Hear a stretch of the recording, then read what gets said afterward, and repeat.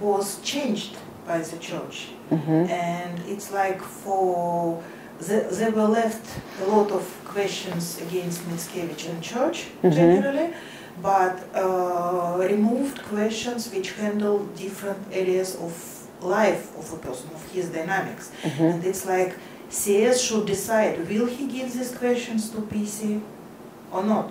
And if person did grade 2 in the church and did it in this new way, and can be handled afterwards? It's not a problem to handle this guy. You have to understand something about what the church did with abusing grade 2 technology about overts and withholds and confessionals. Okay? The idea was originally by Ron Hubbard to help the guy to be more cause and more responsible in his life, to be able to change his life, to create something in his life, and not to hold himself back. The Satan is holding himself back because he's afraid to do bad things. When the bad things are removed, what he did in the past, he can do anything. This is beautiful. Now, the church did so many bad things to others that they are very much afraid. The condition of the church is fear. The emotional tone level of the church is fear. Okay, when you see a dog that is afraid, what the dog is doing? You know, he's like attacking you because he's afraid, not because he's attacking you. So the church tone level is not 1.5, anger, attack, it's fear, you know. So what they do is invent all sorts of mechanism, one mechanism, okay, to protect themselves. So they ask you many questions about what did you do to the church, what did you do to Mickiewicz, you know, all these things, which I never ask, I don't care, because you cannot hurt me, you cannot hurt Draw Center, you cannot, okay, because we're clean, we're good, I intend good, so I don't care, I don't have to protect myself with all this introverting question to protect Draw Center, to protect the indie field, okay? So this is number one.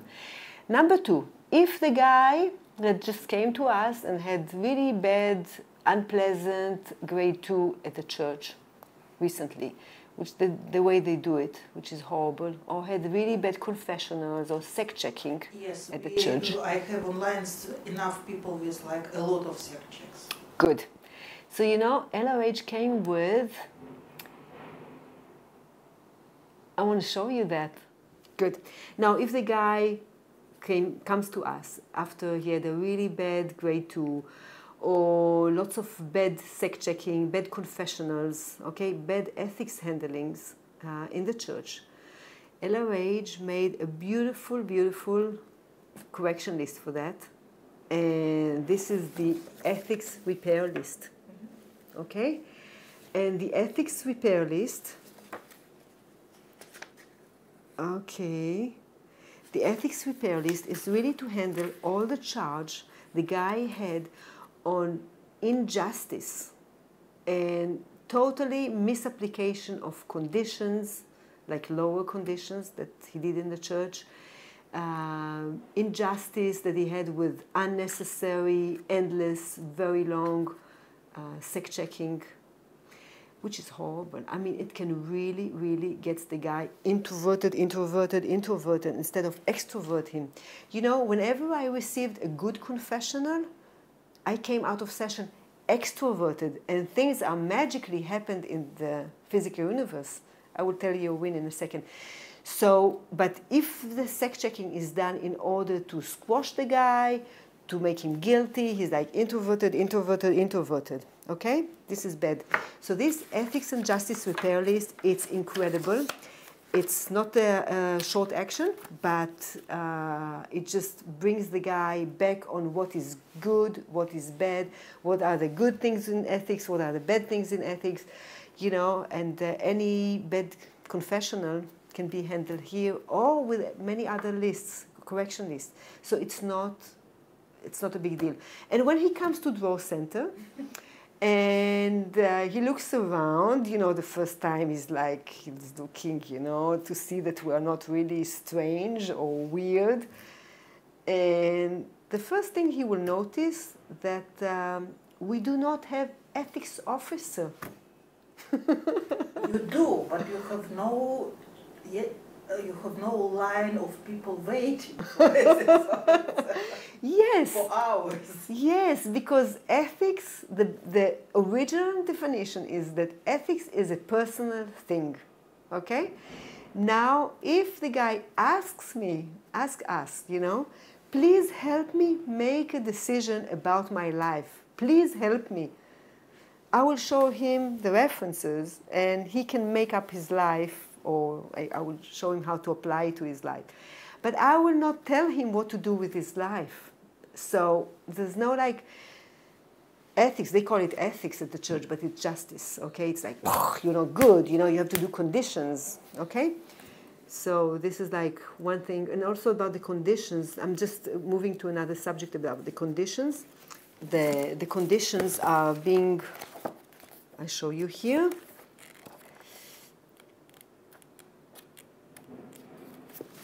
Okay, the conditions. This is great, you know, what LRH wrote, but the way the conditions are being applied at the church is constantly, it's not like a first dynamic thing, it's how did you do wrong to the church. So if I have a problem with myself or with my life or my decisions, I have to do conditions on the church and contribute more money, and then, you know, they would say, okay, you are fine. I have to tell you a win. Yeah. When confessional technology about overts and withhold is being handled and applied correctly in session, you get an incredible results. Just to tell you some win. So I got a lot of security checking and confessionals. Okay. And most of them were really good because I knew the tech. So I always used to look, how can I be more at cause in my life? So I'm sitting in session, and you know, the author asked me if I have any bad things that I did recently in my life. And you know, what can I do bad in my life?